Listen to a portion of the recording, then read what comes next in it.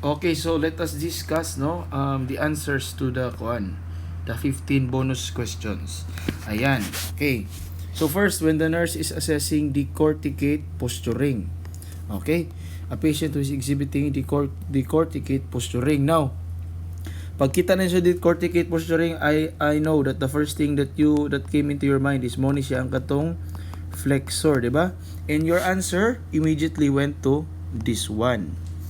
Okay, literally answer ni. Pak, check ka. Actually, class, this is wrong. Okay, wrong na siya. The main reason why it is wrong is because ang iyang hands are at the side of the body. Diba, supposedly, if you are flexing your hands, no, your hands and your arms, it should be in the middle of the body, diba? Mura siya, let's say for example, if this is the patient, mura siya nagingana, diba? It's like that, no? When you say pronated forearm support, this is decerebrate, decerebrate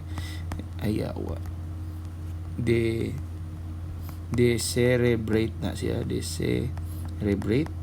Kining extended mo gyapon kini siya decorticate mo ni siya class ang decorticate. Ayan.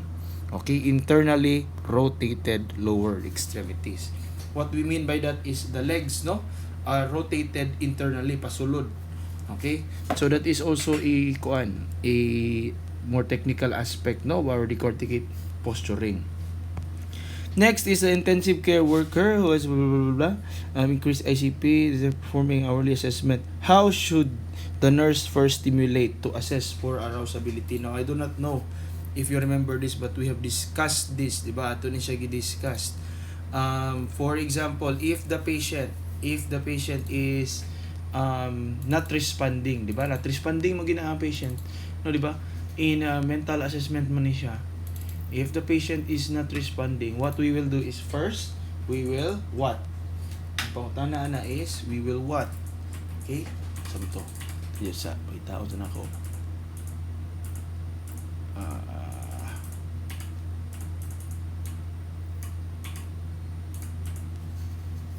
Okay. If the client, di ba, nag-discuss tayo ni, if the client does not respond, di ba? Wala man siya ni-respond at first because, no, observes that the eyes are closed. Okay? Okay, so if the client does not respond, the first thing we will do is call their name. Di ba? Call name. If correct, then good. If they did not respond to calling their name, what you will do is you will do what? You will call name louder. Okay? If they respond, then that is good. If they do not, then you shake. Diba? Shake gently. Ako na siya gi-discuss, class. If they respond, that is good. But if they still do not respond or still will not respond, that is now the time when we will apply painful stimulus. Okay? If they respond good, ikon yan wala. Okay? Ato na lagi discuss. Okay, so pawinawa ang question. How should the nurse first stimulate the client to assess for arousability? When we say arousability, it is their ability to respond. No? Our ability to respond. Now, class, kini siya class, obviously this is shake, no? Shake the client gently. And that is not the first thing we do. Di ba? So, this is wrong. Kaya ito mangi shake. Kini rub, di gihapon mao. Painful stimulus man na. Ang shake, katulong man na, di ba? Kini, press down on one of the client's need belt. Same gihapon, painful stimulus. That is wrong. That's why this is the correct answer. Speak to the client clearly in a close distance. This is an example of calling their name. Okay. Next is, during a mental status assessment of a new client, the nurse has asked the client to describe the similarities and differences between a tennis ball and a soccer ball. After adequate time and cueing, the client is unable to state any similarities and differences. What should the nurse document in this assessment finding? Now, if you remember correctly, class, no, if you remember from our mental status assessment, this is what we call an assessment of abstract reasoning. Di ba? Abstract reasoning. Di ba katong abstract reasoning, it is the assessment where we ask them to contrast and compare objects. Okay, it is the assessment wherein we ask them to contrast and compare objects. Now, this is the theory, no? We are asking them for the similarities and differences. In turn, that is contrasting and comparing objects. Okay? Since this is an assessment of abstract reasoning and they are unable, obviously the answer is a deficit in abstract reasoning. Yan. Kini siya, class, I have noticed that a lot of people get this wrong. Okay? Inspection of the client's nail bed reveals a presence of a bluish tone. Okay, so it means it is abnormal. The nurse should recognize that this finding is most likely attributed to what phenomenon? Now, class, ang inyong sayop ani class is this. This is your big mistake. Okay? This is your big mistake.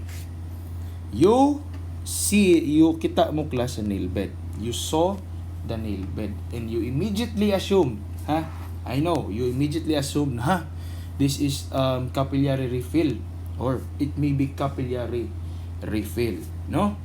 And then nakakita mo class, you remember class na bluish tone gani class, it is caused by what we call hypoxia.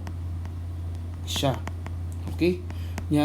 You saw hypoxemia and you thought to yourself that it is the same. Actually, it is not the same.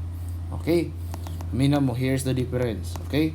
When we say hypoxia, there is decreased oxygen in tissues. Okay? When we say hypoxemia, there is decreased oxygen in blood. Now, even if there is decreased oxygen in blood, the oxygen, even if there is decreased oxygen in blood during hypoxemia, even if there is decreased, the oxygen still will enter the tissues. Musulod gyapon na siya, although gamay ra. Okay, although very little. Okay?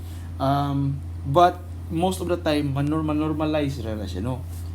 Ang answer ani class is vasoconstriction. The main reason why it is vasoconstriction is that if you are vasoconstricted, blood cannot move. Okay? Cannot move towards the tissues efficiently. Okay, dili siya kaadto sa tissues na tarong, no? So if blood cannot move towards the tissues efficiently, it will lead to hypoxia, which will lead to your bluish tone or your cyanotic nails. Ayan. Kini siya class, stage 1 pressure ulcer. Okay, the question here is about stage 1 pressure ulcer. Now. Kini siya class, number 2, this is eliminate, noticeable bruising. Bruising is not part of a assessment of pressure ulcers. Generalized rashes, wrong. Gigyapon na, it is not part. Not pressure source. Okay? This next two. Maminaw mo. When there is scant frank blood present, class, when there is blood present, it is either stage 2 or 3. Diba? Deeper na siya, no? But, as I've said, no, in stage 1, if you remember, there is a color change. Okay? Color change. Most likely, redness. Diba? Redness. So, mo ni siya, class. This is the reason why. Because there is a non-blanching reddened area.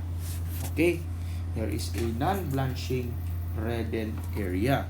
Now, mga tanong naman ako, class, sir, what does non-blanching mean? What does non-blanching mean? It's very simple, class, no? When we say non-blanching, it is the term that, when we say blanching, no, it is a term that describes that it remains white or pale for longer when pressed. So when we say non-blanching, class, when you press the skin, it will not turn white. It will just stay red. Okay? When you press the skin, it will not turn white. It will just stay red. Next is your rule of 9. So the answer here is 37%. Ato let us compute. Okay? Let us compute now. Sige. So the back of the right arm. Now, if you remember class, the right arm is 9%. So, kuan, 4.5. Kaya ang back part naman, di ba? Posterior trunk. Now, if you remember, the trunk is how many percent? 36. Since ang gipangayo sa kuan is back, we are just gonna get 18. Okay? 8 plus 8. Okay. Front of the left leg. Now, if you remember class, the left leg is 18%. We will only get 9 because we are just getting the front. The anterior head, when we say anterior head, 9%, 4.5. Okay? 4.5. And the perineum. Perineum, which is 1. Okay, now, ato ay compute. Okay? 4.5. Ay, yay. 4.5 kani plus 4.5, this one is 9. Okay?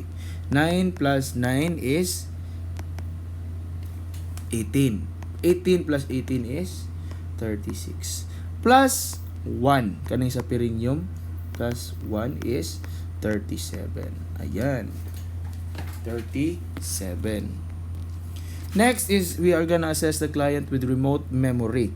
Now class, pag yung kitag remote memory class, it means memory that is what we call long term. Okay? Long term. So sa tanan questions diri class, this is not long term because this is just last 24 hours. Kini last evening, not long term. This one class, this is an assessment. As I've said, no, they are asking the patient to compare. This is an assessment of abstract reasoning. Okay? Reasoning. Abstract reasoning. So, when did you get your first job? Kana siya class mo na siya ang long-term assessment. Okay? Long-term assessment. What does the term confabulation refer to in mental status examination? Okay? To kind of simplify, confabulation means to falsify memories. Okay? Falsify memories. Kanang inability to recognize faces class, we call that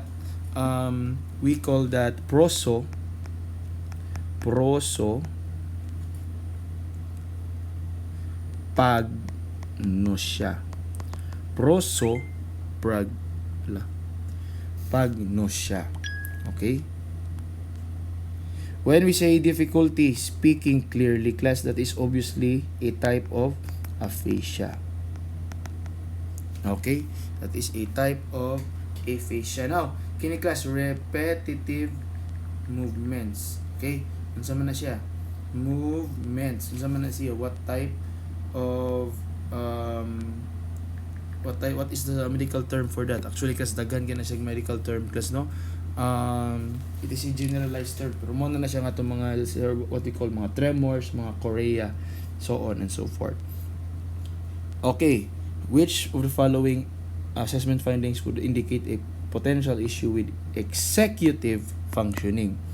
Now, when we say executive functioning class, this is our decision making and analysis. Okay? Executive function, meaning decision making and analysis, or our ability to decide and analyze. Obviously, class, it is impaired problem solving skills. Okay? What is the common symptom of impaired short-term memory? Short-term. Now, class, this is wrong. Okay? Confabulation, as we've said, it's a falsification of memories. Deja vu is not relevant in this conversation. Kining duha. Retrograde amnesia and anterograde. When we say retrograde, class, this is long term. Okay? This is long term memory. Okay? Specifically, since this is amnesia, class, this is forgetting. Retro, past, long term memories. Okay? Amnesia. When we say anterograde, this is what we call forgetting recent, bag-o lang, recent / short term memories. Okay? So, mo na siya class short-term anterograde.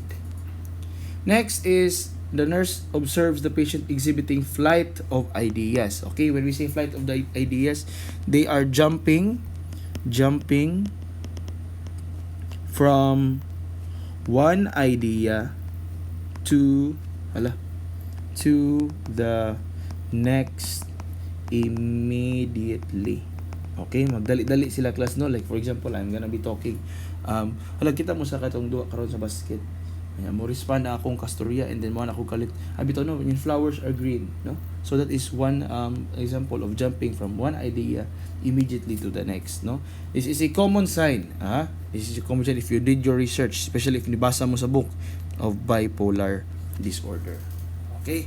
It's a common sign of bipolar disorder. Okay? During mental status examination class, the patient exhibits what we call echolalia. Okay?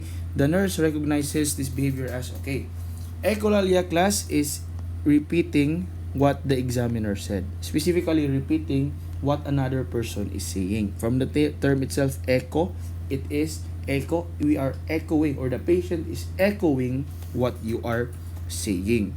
Kini siya class, inability to speak despite understanding. Unsa man ni siya class, this is a type of what? This is a type of aphasia. Okay? This is a type of aphasia. Specifically, what type of aphasia class? This is a type of Broca's aphasia. Di ba? They can understand but they cannot produce. Okay? They can understand but they cannot produce. Okay. Ayan. Kini siya class, frequent changes in topic without transition. This is what we call katong flight of ideas. Okay? Rapid continuous speech class apps. Tingnan natin rapid continuous speech Wait. Rapid continuous speech. Na-curious na ako.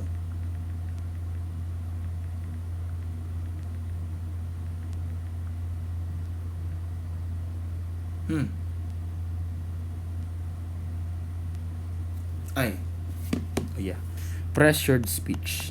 Pressured speech. Muna siyang dinalian na speech. Okay? Next is which of the following is not a primary function of the skin. As I've said, it is for protection. It is for regulation of body temp, obviously. It is for fluid and electrolyte balance by way of sweating. My God. Okay, daghang answer ani. The answer, what is not a function of the skin is synthesis of vitamin C. If you remember, ang function sa skin is synthesis of vitamin D. Okay? Wrong ang C. Okay? Ayan, wrong ang vitamin C. Next is which of the following conditions is characterized by increased intraocular pressure? As I've said, mo na siya ang glaucoma. Diba ako na nag-discuss. Kini class, very simple. What is the term for localized area of disclosure or bruising? Bruising mo na siya ang keyword. Bruising, otherwise known as your ecchymosis. Okay? Bruising.